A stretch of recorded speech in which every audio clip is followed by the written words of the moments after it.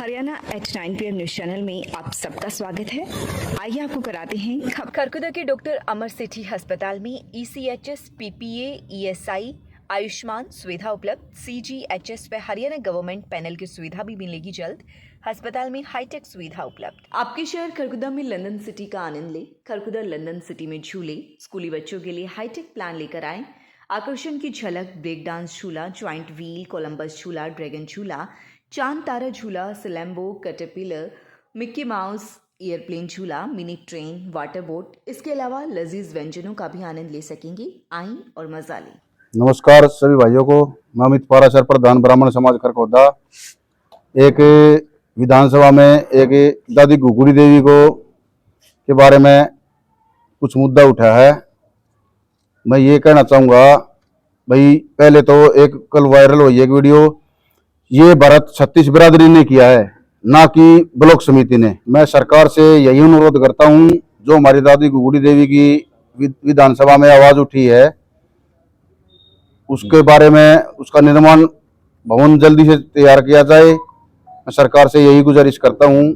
और दूसरी बात, इसमें मोहनलाल बड़ौली जी का, डॉक्टर अरविंद शर्मा जी का और हमारे माननीय विधायक पवन भाई खरखोदा जी का बहुत सहयोग रहा है।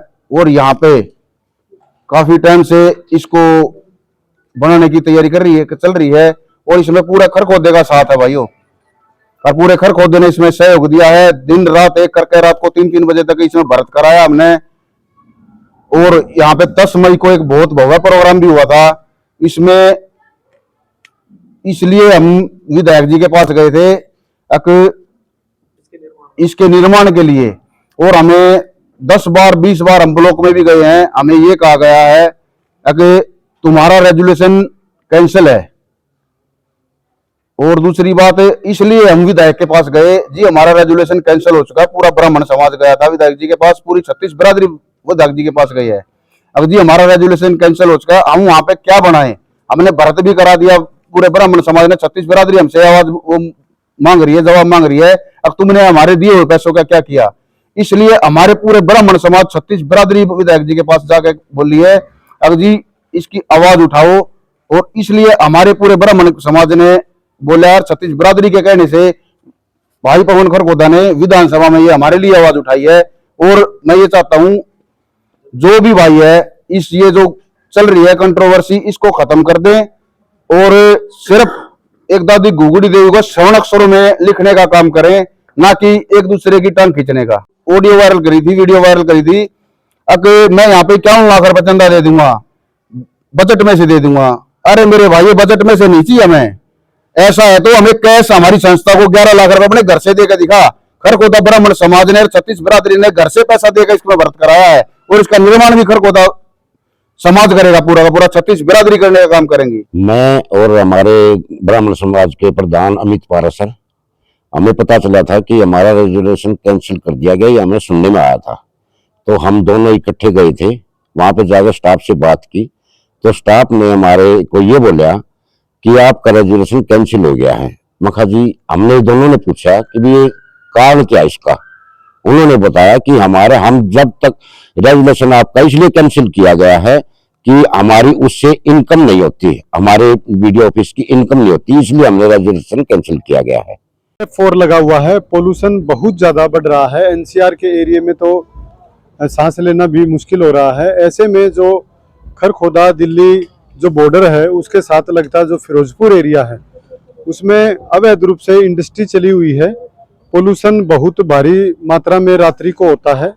प्रशासन दिन में कई बार कार्रवाई कर चुका है, उस दौरान दिन में कम प्रदूषण करते हैं, लेकिन रात में खुलेआम प्रदूषण की भट्टियां चलती हैं। प्रशासन को अगर वाकई में कार्रवाई करने की प्रशासन की प्लानिंग है तो रात में कार्रवाई करे, ताकि सारी की सारी फैक्ट्रियों पर अंकुश लगाया जा सके और जो पोल्यूशन है उसको रोका जा सके।